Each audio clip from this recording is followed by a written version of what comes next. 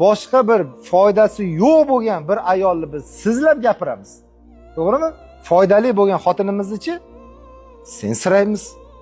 Yana nima deymiz? Nima deymiz?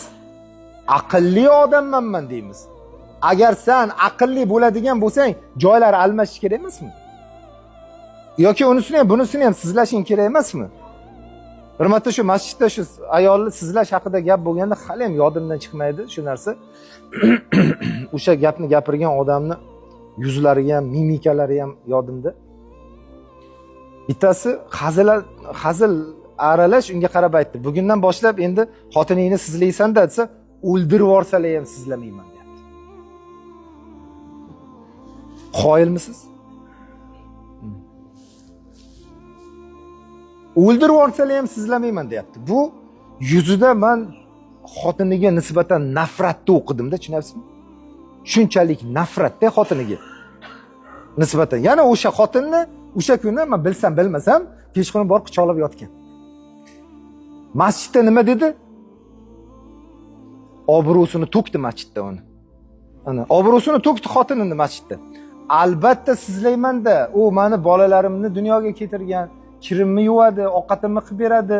Meni jufti halolim, ertaga tuvagim tagimga bo'lib qolsa sen kelasanmi menga qaragani?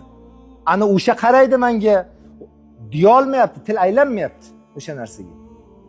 O'ldirib yorsalar ham deyapti. Ana. Yuzi aniqda hech qachon u odam bu ishni qilmaydi.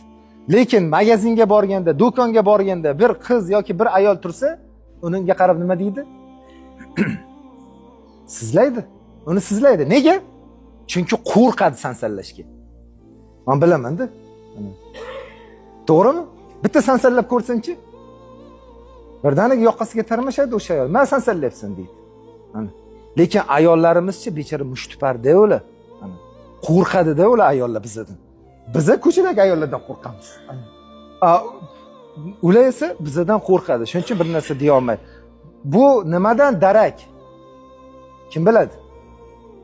Nimadan darak? Muhabbatni yo'qligidan darak bu narsa. Yo'q o'rtada muhabbat. Tushunyapsizmi? Uyga boradi, xotin kirni yuvishga majbur, ovqat qilishga majbur, bolalarga qarashga majbur. Ana shunaqa. Men yo'g'imda molga, qo'yga suv berishga nima? Majbur. Haqiqatan shunaqada. Hozir bir odam turib aytsa, "Og'aylar, men xotinim yo'g'imda molimga suv bermabdi." U bu desa, biz nima deymiz? Padarlanib, yaxshi ayolmas ekan deymiz.